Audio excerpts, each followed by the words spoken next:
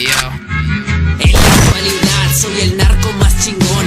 No hay nadie en el mundo que le meta así de cabrón. Traficando toneladas de... You might think the arrest of El Chapo Guzman signaled the inevitable end of the Sinaloa Cartel. That is far from the truth. In fact, the cartel is still functioning and has been designated as the second most notorious in Mexico. Large segments of Mexico's people, territory and economy are falling under the rule of Mexican criminal groups even in areas where violence has not flared up or has declined. However, the way of the two largest cartels, the Sinaloa Cartel and Cartel Jalisco Nueva Generación or CJNG, as well as smaller criminal groups, take over and rule local people, economies and territories, is not uniform. Within Mexico, the Sinaloa Cartel primarily operates in the Golden Triangle known as the states of Sinaloa, Durango and Chihuahua. The region is a major producer of Mexican opium and marijuana. The Golden Triangle consistently sees the highest amount of law enforcement seizures of fentanyl, typically in kilograms of powder or pressed pills.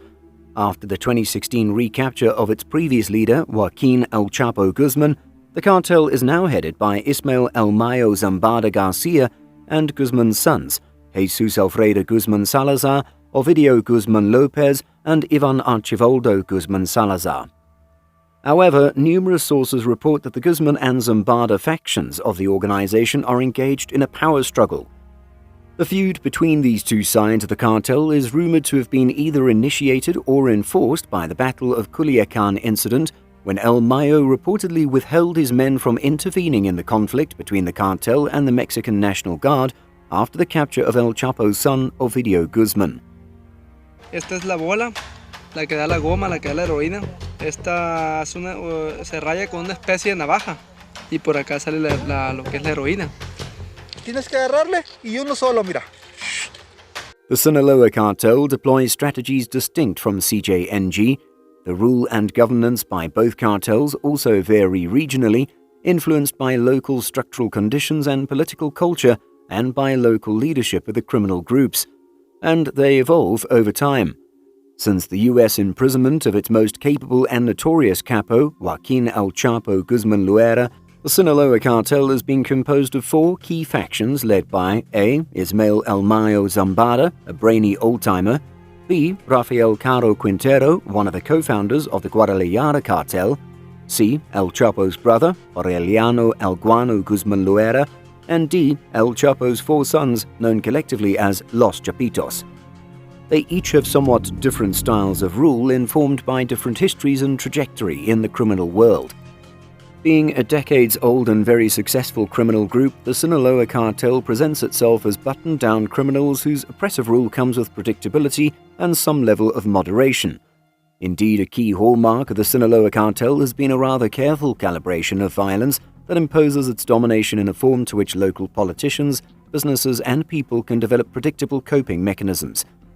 In contrast to CJNG, the Sinaloa Cartel keeps a lower behind-the-scenes profile, one of polite extortionists who bring in order, who are civilized criminals who don't just drag in violence for the sake of violence. With strongholds in nearly half of Mexico's states, particularly those along the Pacific coast in the northwest and near the country's southern and northern borders, and operations in as many as 50 countries, it has a larger international footprint than many of its Mexican rivals. In 2021, US President Joe Biden imposed sanctions on 8 members of the group, which is now led by Ismael Zambada Garcia and El Chapo's sons, known as Los Chapitos. The Sinaloa Cartel has maintained marginal success with moderation of violence and predictability. Back in 2013, during the war among the Sinaloa and Tijuana cartels, alongside other smaller proxies, life was difficult for the locals in the area, where they had to pay fees to numerous groups, with someone banging at the door threatening to burn down businesses and homes and even kill families. After Sinaloa won, things became good.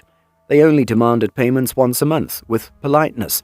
This is quite surprising for a cartel group. But the fact that the Sinaloa Cartel is less threatening and aggressive, and because it has reduced violence and repression to tolerable levels on local businesses and people, does not mean that the cartel is not engaged in aggressive expansion.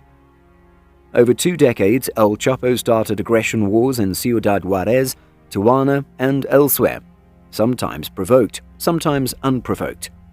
In fact, during the many trials of El Chapo, it was clearly stated that the organization had engaged in terrible acts of violence against their enemies and targeted individuals. Moreover, the Sinaloa Cartel continues to take over the entire chain of several businesses in Mexico, and not just illegal ones. They have ruthlessly taken over all aspects of fisheries in Mexico, from catch to processing and sales to restaurants, not tolerating resistance. The Sinaloa Cartel adopted a similar approach to fentanyl production and sales, even though CJNG was the first mover into that devastatingly lethal drug economy.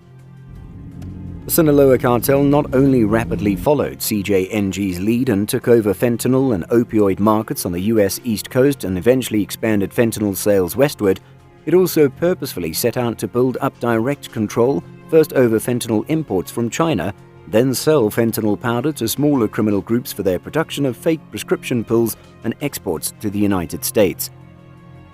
The Sinaloa Cartel has also sought to build political capital with various actors, businesses, social influencers such as priests, politicians, armed forces, government officials and institutions, and local populations. The moderation of violence and being reasonable about extortion rates have been two major elements of Sinaloa's acceptability to those who are willing to endure its existence. Moreover, the Sinaloa Cartel has provided other services to local businesses and people, such as keeping away government tax collectors and inspectors. In Acapulco, the Sinaloa Cartel also solved some cases of kidnapping of relatives of businessmen, apprehended the alleged kidnappers, and handed them over to the authorities.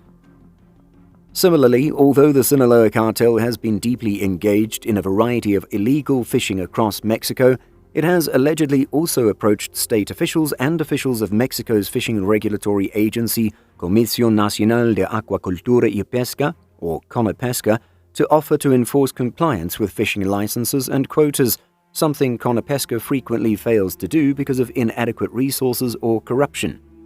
In addition to moderating violence and extortion, the Sinaloa Cartel also provides other forms of regulations and is effective in enforcing the rules it chooses to promote or adopt. These regulatory services are what the Sinaloa Cartel to some extent offers in addition to ordinary people. It also moderates and reduces street criminality such as robberies, and it is seen as being such an enforcement authority even by government people. In a fishing village in Baja California Sur, for example, after the Sinaloa Cartel moved in and monopolized local fisheries, municipal police officers started sending local people complaining about theft and house robberies to the Sinaloa Cartel halcones, or hawks in English, to fix such problems. This has significantly given them a political space among local people. During the spring of 2020, as the pandemic shut the world and Mexican and international media became mesmerized by how various Mexican criminal groups, notably the Sinaloa Cartel, were handing out social packages of petty cash, food and sanitizers. However, such social handouts, designed to build support among local populations, had long been a very purposeful strategy of the Sinaloa Cartel.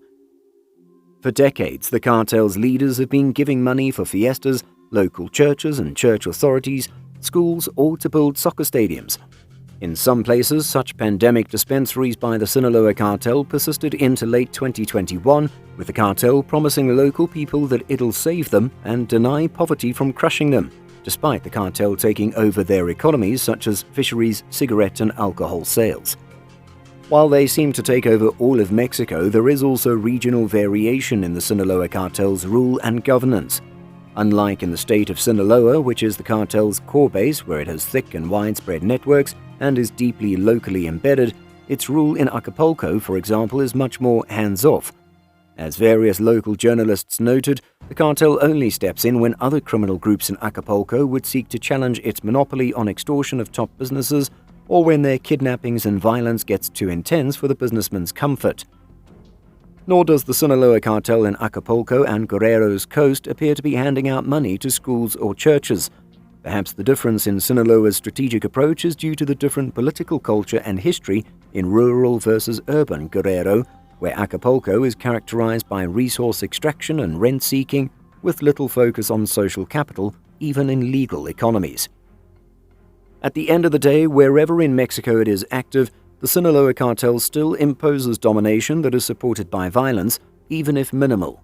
But for those who must endure it because they can find no reliable protection by the Mexican government, the Sinaloa Cartel's rule is far better than persistent violent confrontations among criminal groups, and it is less disruptive of everyday life than the far more unpredictable aggressiveness of many other criminal groups in Mexico, including Sinaloa's principal rival, CJNG. Like and share the video with your friends, and don't forget to subscribe. Turn on post notifications to confirm your subscription.